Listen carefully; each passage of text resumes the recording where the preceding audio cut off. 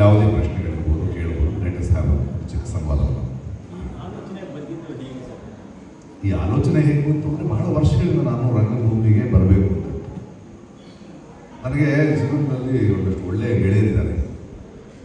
So ನಾನು ಬಾಂಬೆನಲ್ಲಿ ಹೋಗಿದ್ದೆ, ಅಲ್ಲಿ ಪೃಥ್ವಿ ಥಿಯೇಟರ್ ನೋಡಿದೆ, ಹಿಂಗೆ ಮಾಡ್ತಾ ಇದ್ದೆ. ಸರಿ, ಒಂದು ನಾಟಕ ಮಾಡಿದ್ರೆ ಹೇಗೆ ಅಂತ ಅನ್ನಿಸ್ತು. ಅದರೊಂದು 3 ದಶಕಗಳಿಂದ ರಂಗಭೂಮಿಯಲ್ಲಿ ಇಲ್ಲ ನಾನು. ಸರಿ, ನಾಟಕ ಮಾಡೋದಂದ್ರೆ ಯಾವುದನ್ನು ಮಾಡ್ತೀವಿ ನಾವು ಅಂದರೆ ಈಗ ದೊಡ್ಡ ದೊಡ್ಡ ನಾಟಕಗಳು ಮಾಡಬಹುದು.